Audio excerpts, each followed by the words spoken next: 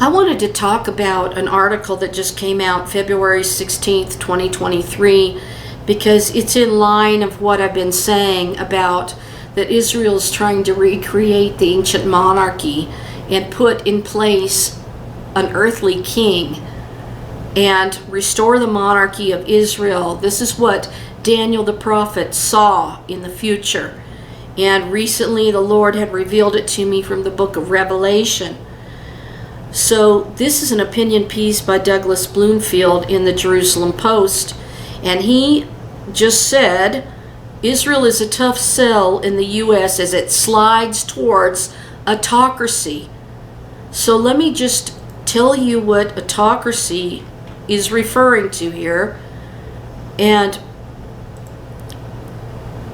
it says this, that forms of existence, monarchy has many forms, such as hereditary monarchy, elective monarchy, and constitutional monarchy. Autocracy is an absolute monarchy that mostly operates as a dictatorship. So this article is verifying what I've been telling you, that they are setting up the ancient monarchy of Israel, and they want to put the Supreme Court in the hands of the Sanhedrin eventually and have them be the world court. The one world religion will be there in Jerusalem with the king that they appoint. And this is a very interesting difference between autocracy and monarchy. So you've got to hear this, and then I'll tell you about the article and what it says. But it says both autocracy and monarchy are similar ruling systems with some differences between them. Monarchy refers to a ruling system, whereas the power and the sole authority of the nation lay in one or two individuals' hands. These individuals who entertain the fullest power were called the monarchs. Autocracy, on the other hand, refers to another form of monarchy where the sole power rests in one individual's hands and he or she has few or no legal restrictions. Let us look at the terms autocracy and monarchy and the differences between them in detail. What is monarchy? Monarchy, as mentioned above, is the ruling system where the ruling of a nation relies on one or two individuals' hands. The right of decision-making, ruling, and all other things regarding the particular nation may be done by the monarch. There is no form of democracy, and the participation of the general public in decision-making process is very little to none. Monarchies may exist until the death of the emperor or a case of abdication. A monarch may come into power as a result of heredity. It's one of the type of monarchies. Hereditary monarchies are subject to the requirements like religion, abilities, and gender, etc. The role of the monarch changes from one society to another. In one nation, he or she may be a tyrant, whereas in another, people may worship him or her, taking as a divine king. So do you see, when they build the third temple, this king that they appoint is going to sit in the temple of God, proclaiming himself to be God, and people may worship him, taking him as a divine king.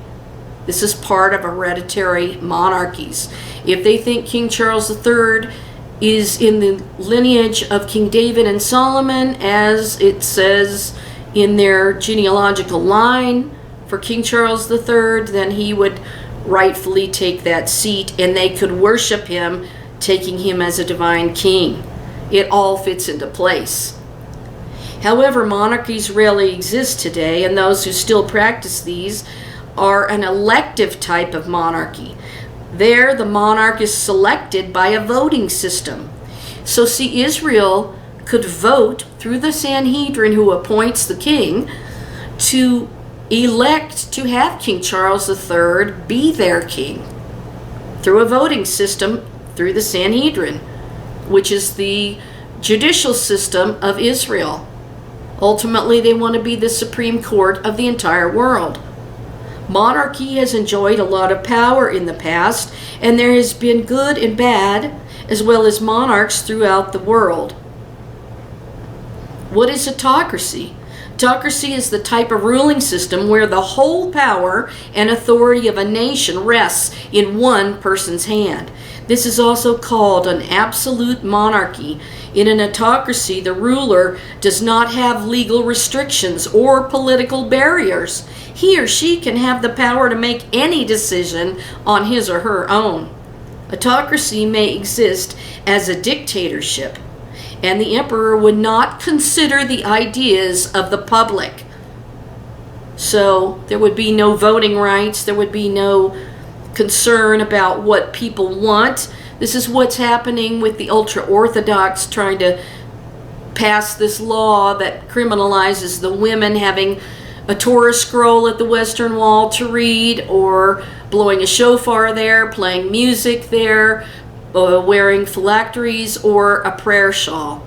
They would be criminalized and thrown in jail for 6 months with a fine of 10,000 shekels.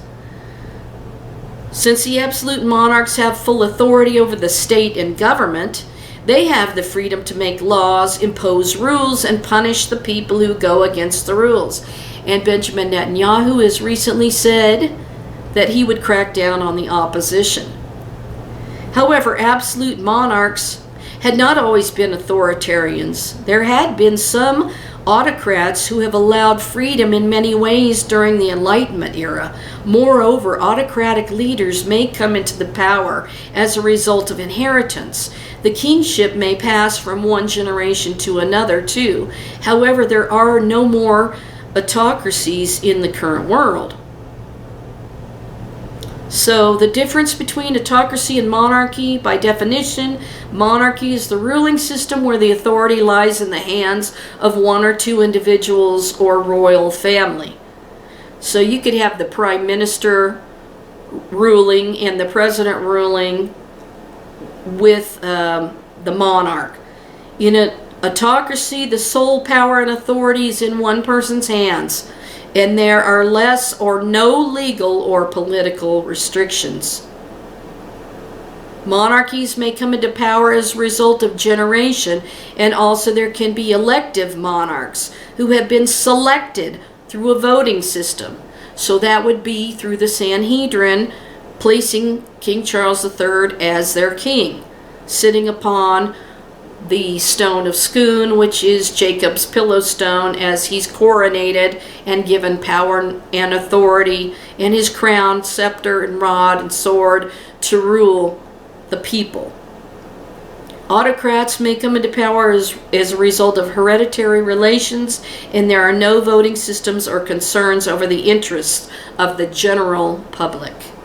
So basically, the people lose their rights. The king has all the power to do any and implement any rules or laws that he deems should go into place. Absolute monarchy is a form of monarchy in which the monarch rules in their own right or power. In an absolute monarchy, the king or queen is by no means limited and has absolute power. Though a limited constitution may exist in some countries, these are often hereditary monarchies. On the other hand, in constitutional monarchies, in which the authority of the head of state is also bound or restricted by the constitution, a legislature, or unwritten customs, the king or queen is not the only one to decide, and their entourage also exercises power, mainly the prime minister. So, if they had a parliamentary monarchy set up in Israel eventually, then they would have the prime minister, Benjamin Netanyahu, stay in his position as prime minister, and the president, Isaac Herzog, would stay president, and they would have a parliament, and the king would be the head of state, the absolute ruler.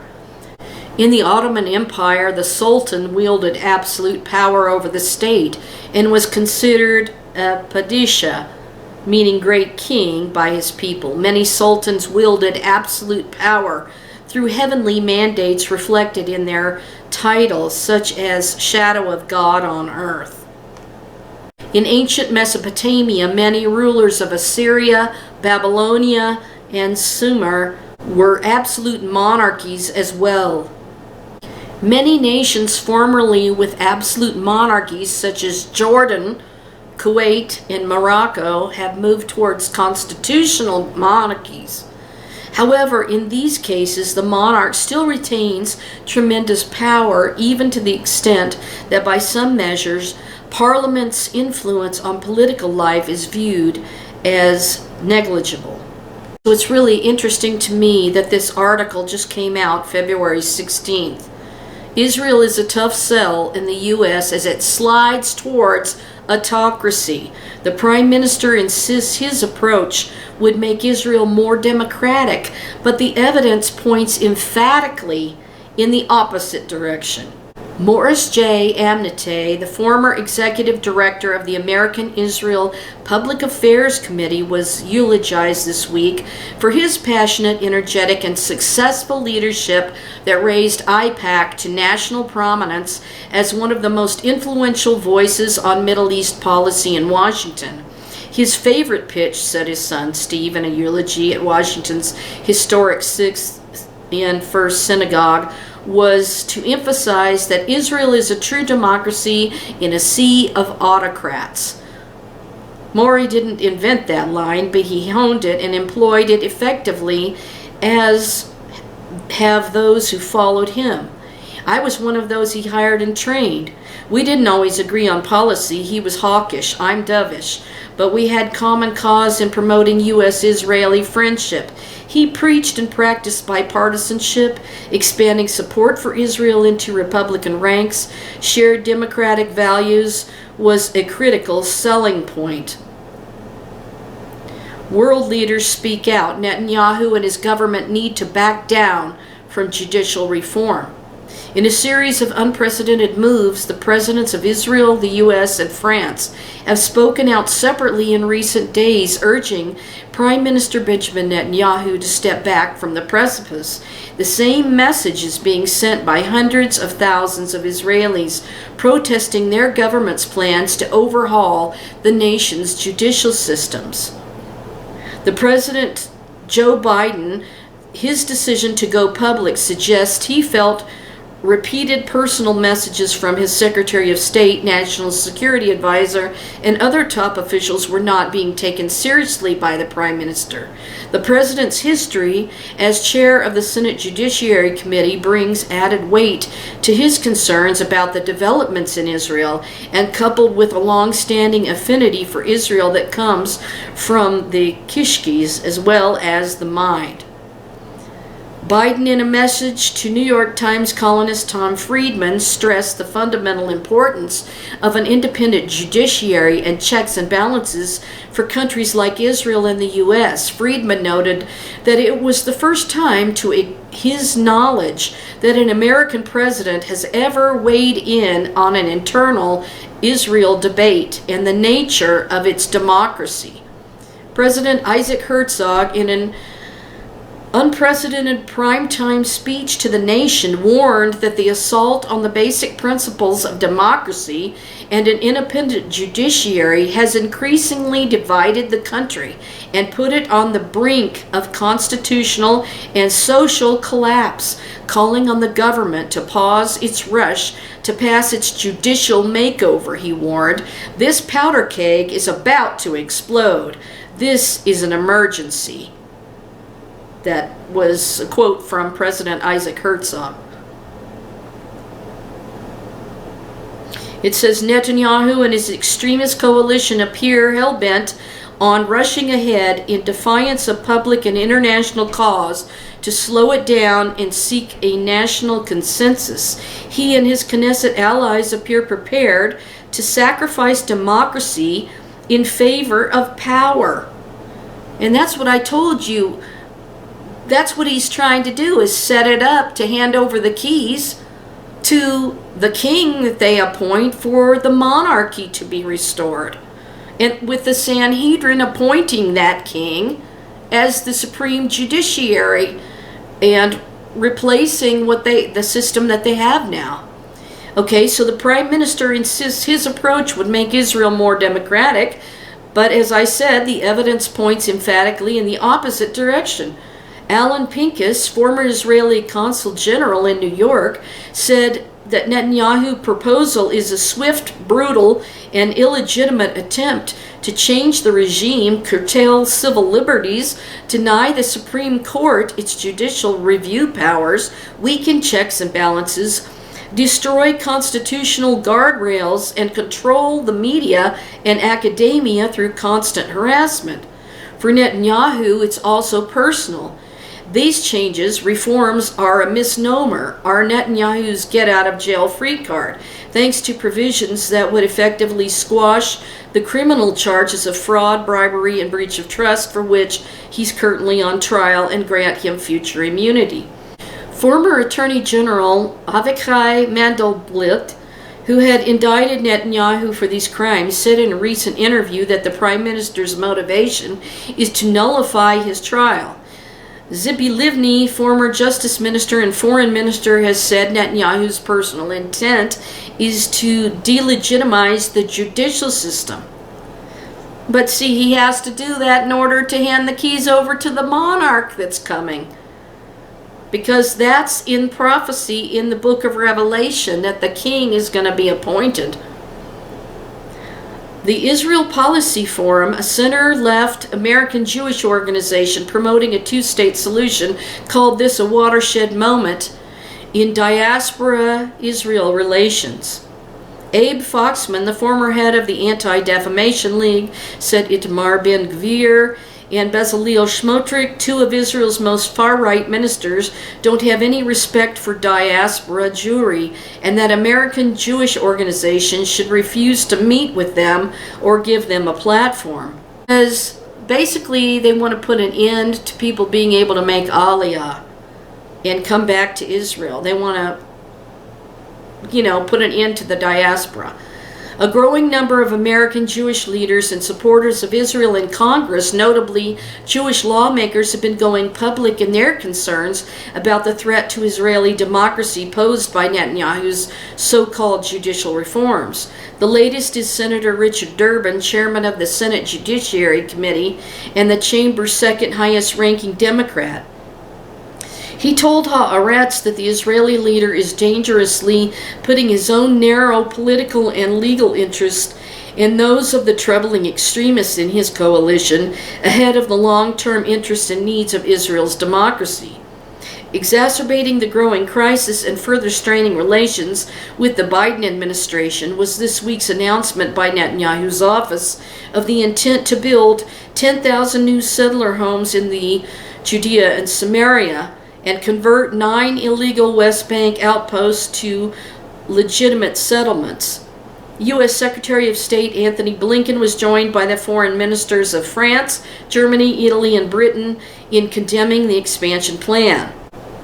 The Senate Department also warned against transferring military authority in the West Bank to extremist finance minister Smotrich, which U.S. officials would consider a step towards annexation, a step the U.S. and much of the international community oppose as an obstacle to efforts to negotiate a two-state solution. That just happens to be Netanyahu's goal. It is going to be a tough sell for pro-Israel lobbyists, a group that achieved great political clout thanks to the bipartisanship and focus on democracy of Mori Amitay and pro-Israel leaders from the grassroots to Capitol Hill.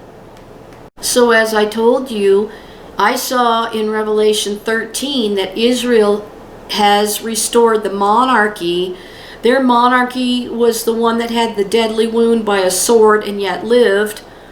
And as soon as, Israel became a nation, now they're going to restore the ancient monarchy. That deadly wound in the head of state, is healed, and they place a new king, an earthly king, on the throne, who's just a man, who they say is the anointed one, who is an appointed king by the Sanhedrin that is voted in. And this is exactly what an autocracy has been stated to be. And I think the most telling of all, that the Antichrist is going to sit in the third temple and proclaim himself to be God, is because he's a king, and he is sitting on the stone of Scone, which is Jacob's pillow stone that's anointed, that all the monarchs have been coronated upon. And he's going to be seen as the rightful heir to the throne, as having the genealogical line of King David and King Solomon, which King Charles III does claim. And he's also knighted Rabbi Ephraim Mervis into Sir Ephraim Mervis, and he's going to be spending the night at Clarence House the night before King Charles III takes the power and authority of the throne at his coronation ceremony. But I think the thing that just gets me the most is this sentence, that the role of the monarch changes from one society to another. In one nation, he or she may be a tyrant, whereas in another, people may worship him, taking him as a divine king. That is what I see absolutely happening when the king, that's the Antichrist, sits in the third temple proclaiming himself to be God. Because, you see, King Solomon had said he was not only sitting on his father's throne, David's throne, it was considered the throne of the Lord. So he, when he becomes king, sits on the stone of Scone, which is Jacob's pillow stone. He could say, basically, the people may worship him, taking him as a divine king. And that's how it's all going to come down. And this article in J-Post just verified that Israel is sliding towards autocracy. Exactly what I've been telling you for the last couple of months, that they are setting up the monarchy for Netanyahu to hand the keys to the king that they're going to appoint. And it's going to be somebody who is in line of the throne. And King Charles III best fits that definition. So this is really unprecedented to have this article just come out that Israel is sliding towards autocracy. So now you can understand the passage where he's trying to force the people to worship him as their divine king, as the Antichrist sitting upon the throne of God in the temple of God, proclaiming that he is God. You can see exactly how it's going to fall into place from this. And if you really want to read all about the true king that's coming, Yeshua, Jesus Christ of Nazareth, please read The Almond Tree, Aaron's Rod, the Messiah, King of Israel, and it's available at olivepresspublisher.com. And I just hope that you can see how all of this is basically what's in the book of Revelation is in the definitions of autocracy and monarchy, and how it's all going to come together. It's absolutely unbelievable that the people could worship him because he is appointed as their divine king. And he doesn't have to take the seat with hereditary means necessarily. He can be voted in by the Sanhedrin. It was the Sanhedrin that was responsible for appointing the king. And that's what's going to happen. As I've told you, the prophet Daniel basically told us that a beast is a king. So if a beast is a king, and the king is the authority over the people, now with that understanding, knowing that in a hereditary monarchy or an autocracy, that people may worship him, taking him as a divine king, we can now understand this verse in Revelation 13:8. All who dwell on the earth will worship him, whose names have not been written in the book of life of the Lamb, slain from the foundation of the world. Another interpretation is all inhabitants of the earth will worship the beast, The beast is a king and the kingdom that he rules. All whose names have not been written in the Lamb's book of life of the Lamb who was slain from the creation of the world. So worshiping the beast, you're worshiping the king, you're worshiping that man as a divine king, and you're subservient to him because he rules over you, and he will impose all of his rules as an absolute monarch, including that you take his royal cipher mark, which is the mark of the king, the beast. So don't ever take it. Don't ever take it in your right hand or forehead, because you belong to the Lamb. If you've given your life to the true King of Kings and Lord of Lords, Yeshua HaMashiach of Nazareth, Jesus Christ.